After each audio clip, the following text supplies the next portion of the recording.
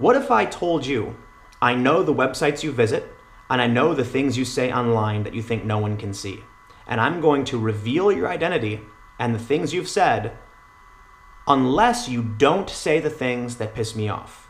Yeah, that's coercive.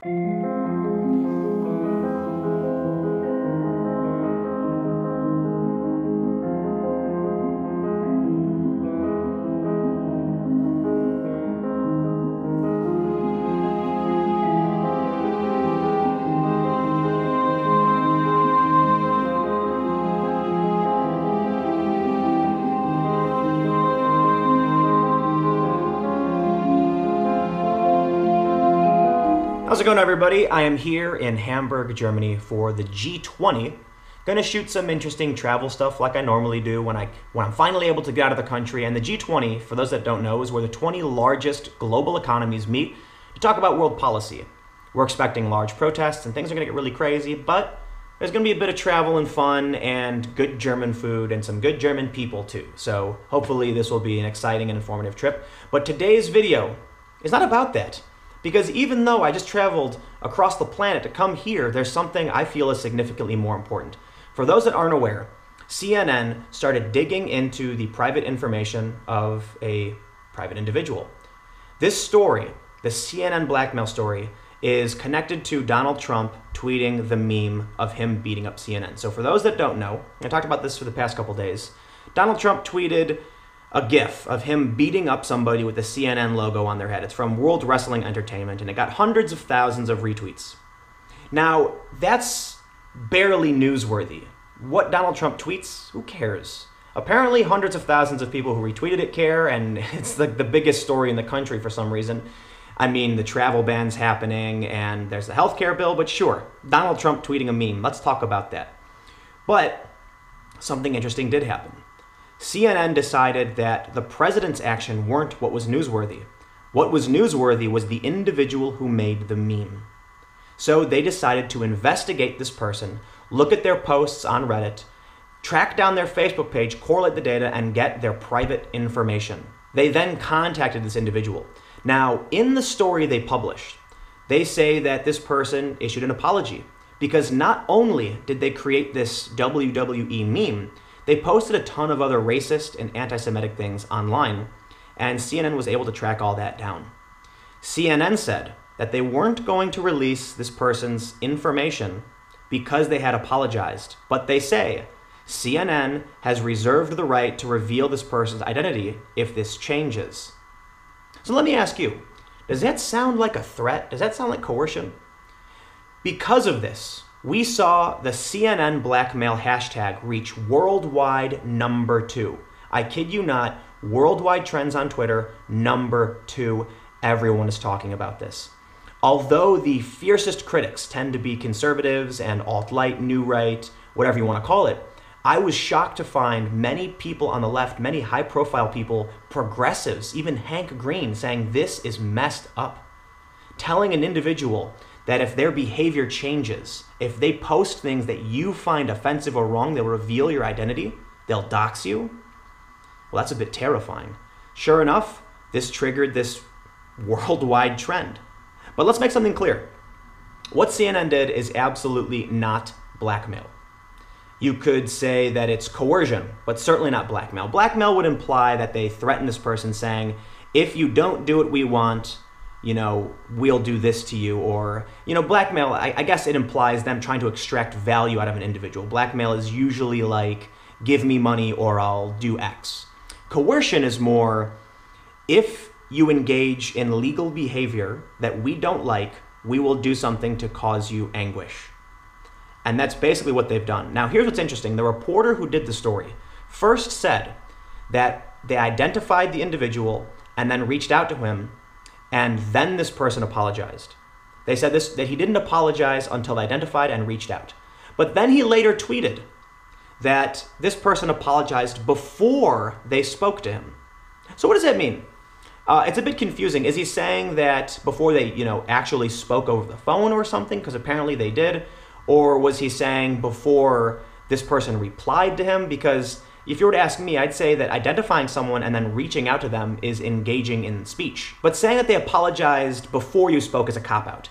Because this individual didn't expect the president to tweet their meme or CNN to track them down. So what do you think this person's thinking when they get an email from CNN saying, "We know who you are"? They're probably panicking, realizing, oh my God, if people find out the things that I've been doing online in private, lose my job, kicked out of school, who knows? We don't know who this person is. But that's got to be terrifying.